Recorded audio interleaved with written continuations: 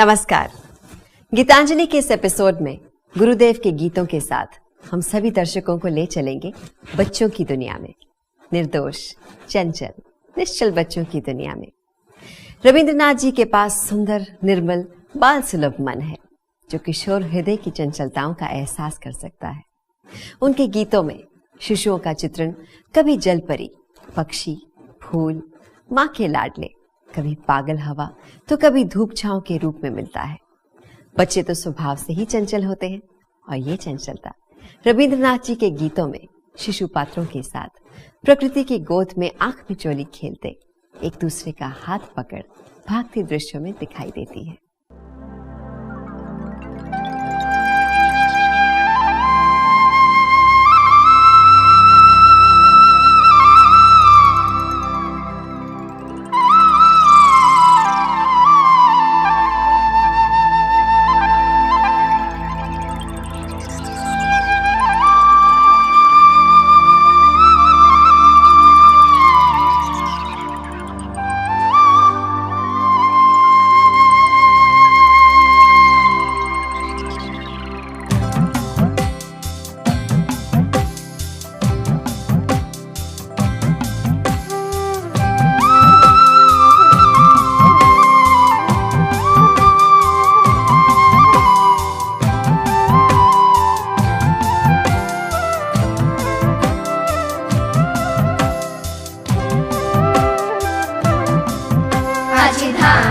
खेत में धूप छाओ का लुका छुपी खेला रे भाई, लुका छुपी खेला।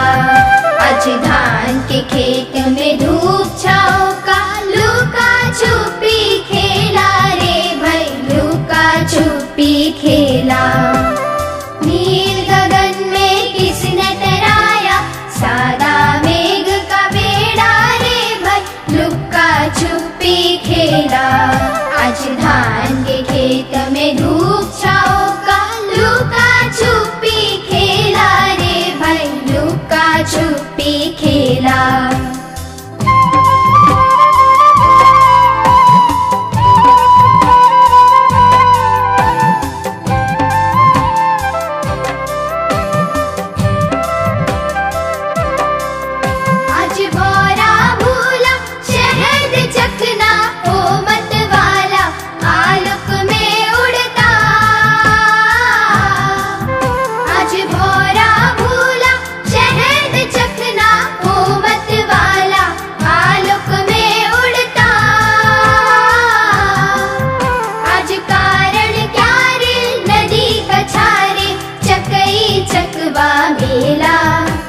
नील गगन में किसने तराया सादा मेघ का बेड़ा रे भाई, लुका छुपी खेला।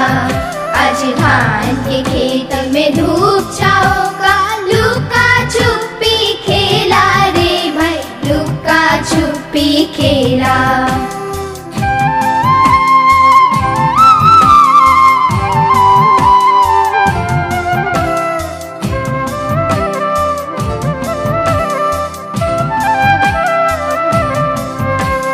जाएंगे ना घर पे रे भाई, जाएंगे ना घर पे। आज जाएंगे ना घर पे रे भाई, जाएंगे ना घर पे। आज तोड़ गगन को बाहर को जी भर के लूट लेंगे, जाएंगे ना घर पे। जैसे ज्वार के जल में फैल की राशि तैर रही आज हवा में हंसी, जैसे ज्वार के जल में फैल की राशि तैर रही आज हवा में हंसी। आज अपारण बजा के बंसी कटेगी सारी बेला।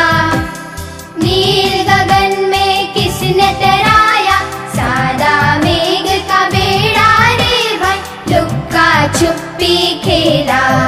आज धान के खेत में धूप छाओ का लुका छुपी खेला रे भाई, लुका छुपी खेला। आज धान के खेत में धूप छाओ का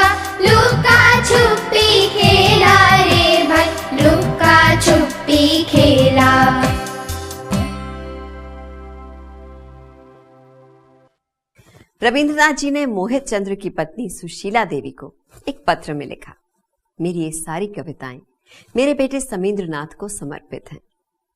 माँ और बेटे के बीच के घनिष्ठ मधुर संबंध ही इन कविताओं की विषय वस्तु हैं। जब भी ऐसा लिखता हूं तो कविताओं में बच्चे और माँ का स्नेह सूर्यास्त के आकाश के नाना रंगों में उपस्थित हो जाता है। ऐसे आकाश में बच्चों का ही राज है। माँ के साथ खेलते खेलते कवि का शिशु मन भी पंख लगाकर उड़ने लगता है और बच्चे की आंख मिचोली में रम जाता है। शिशु और माँ का यही दृश्य हमें हर घर में दिखाई देता है। शिशु कभी चंपा के पेड़ में छुपकर आनंदित होता है और कभी अपनी माँ के सामने हठात उपस्थित हो उसे चकित कर खुश होता है।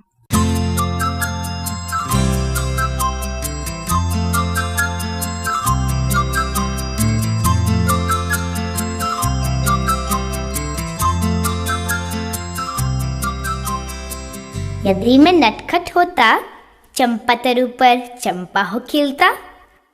सुबह सुबह डाली पर माँ कोमल पत्तों से लोट पोट खेलता। तब माँ तू मुझसे हार जाती, क्या तब तू मुझे पहचान पाती? कहाँ है रे लाल तू पुकारती, मैं बस हंसता चुपके से हंसी। जब भी तू काम कोई करती, मैं तुझको देखता नैन भर के। स्नान करके चंपा तले आती, पीठ पर यूं ही केश फैलाए। यहीं से तू पूजा घर जाएगी, दूर से ही पुष्प गंध पाएगी।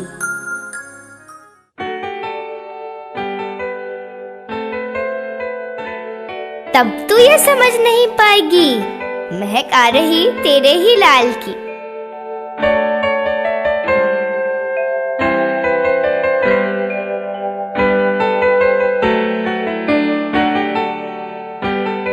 दोपहर को महाभारत खोल, सबके खा चुकने के बाद बैठेगी। तरु की छाया खिड़की से आ, तेरी गोदी पीठ पर पड़ेगी। मैं अपनी छोटी सी छाया को डुलाऊंगा तेरी पोथी पर ला। तब भी तो समझ नहीं पाएगी, तेरे आंखों में छाया है लाल की।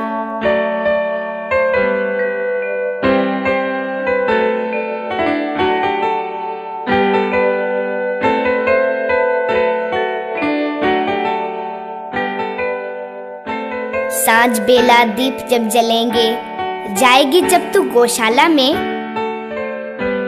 तभी ओ माँ पुष्प खेल खेल कर मैं झड़के गिर पड़ूंगा टप से।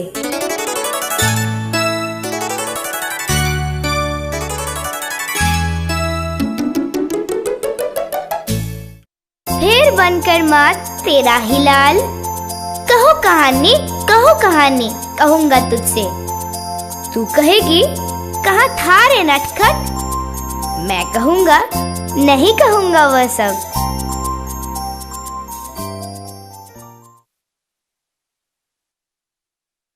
रविंद्रनाथ जी बच्चों को अपना काम स्वयं करने के लिए उत्साहित करते हैं। उनका मानना है कि बच्चे केवल खेल में आनंद नहीं लेते, काम भी उन्हें खेल जैसा ही अच्छा लगता है। खेल और काम को वे समान उत्साह से करते हैं, इसलिए वो किसी काम को करने से डरते नहीं। खेल खेल में काम पूरा कर लेते हैं। अगर लड़ते हैं तो वीरों की तरह, वो चीजों को तोड़ते हैं तो जोड़ते भी हैं। वो किसी तरह से थकते नहीं। बच्चों के लिए लिखे गए अपने गीतों में उन्होंने यही बात कही है। सृजन के सुख और उल्लास से भरा शिशु मन रविंद्रनाथ जी के गीतों में आकर कभी हरे भरे धान के खेत, कभी सुनहरी किरण, तो कभी बहते झरनों का रूप धर लेता है।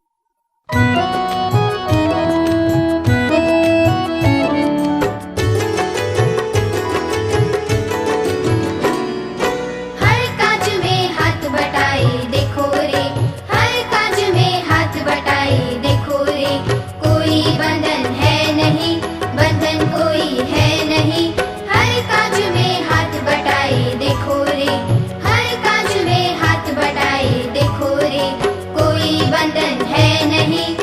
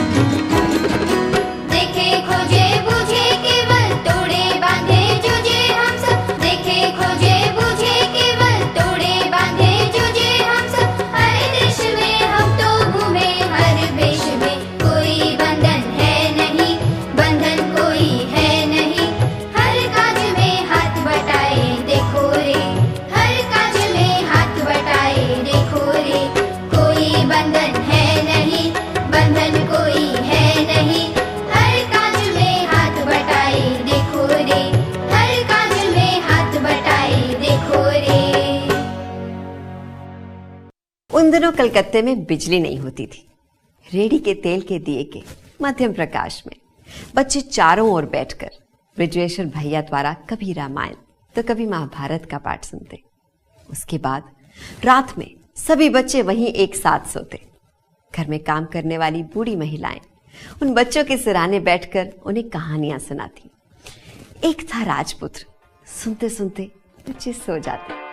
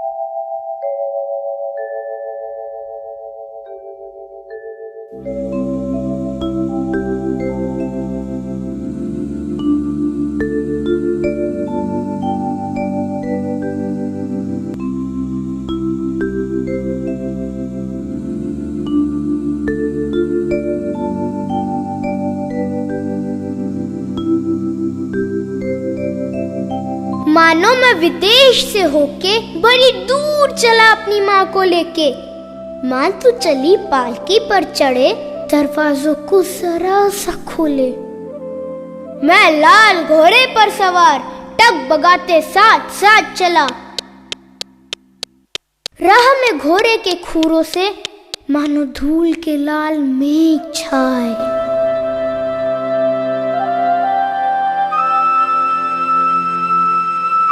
सांझ ढली, सूरज अस्त हुआ, जुड़वा ताल के मार्ग आ पहुंचा। दूर तक मैदान ही मैदान, जिधर देखूं सब कुछ सुनसान। तब मन ही मन में माँ तूने सोचा, हम आ पहुंचे किस पार। मैंने कहा, डर मत मेरी माँ, दिख रही है सुखी नदी की धार। चोर कांटों से मैदान है भरे, बीच से मूर्ति है रहा किस ओर। गाय बाछी कहीं नहीं दिखे, सांझ ढली तो लौटे गांव की ओर। कौन जाने हम कहाँ चले हैं, अंधेरे में कुछ भी न दिखे साफ। पूछ रही जैसे मुझे पुकार, छील तीर पर ये कैसा प्रकाश। इतने में ही हरे, वो सब है कौन, क्यों मुझे पुकारे। तू डर कर पालकी के कोने में ठाकुर देवता याद कर रही मन में। डरे हुए सब कहार पालकी छोड़कर कांटा वन में भागे, कांपते थर थर।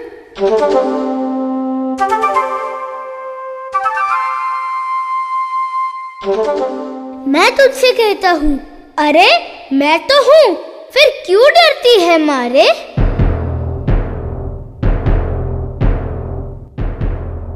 लाठी लिए बालों को बिखराए, कानों में वे जवाब फूल लगाए।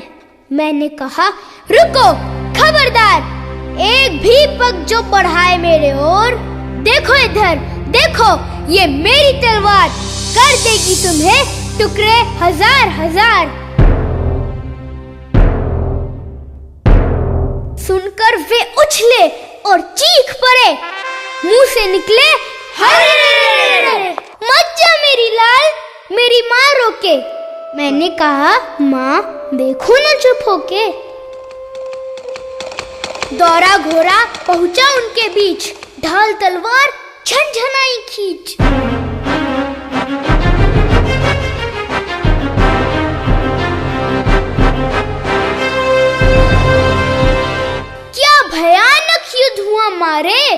सुन के तू सिहर उठेगी मारे। कितने तो भाग गए डर से, कितनों के धड़ अलग हो गए सर से। इतनों के साथ युद्ध में उलझे, मारा गया तेरा लाल तू ये समझे। तभी मैंने खून से नहाए लेके दम, आके कहा युद्ध गया थम।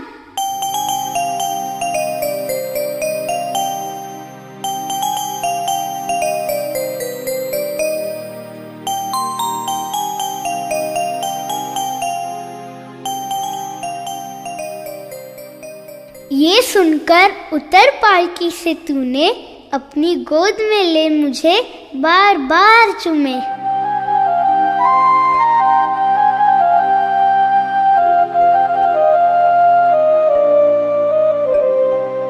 कहती भाग्य से ये लाल मेरी संग था, वरना कैसी दशा होती कौन जाने।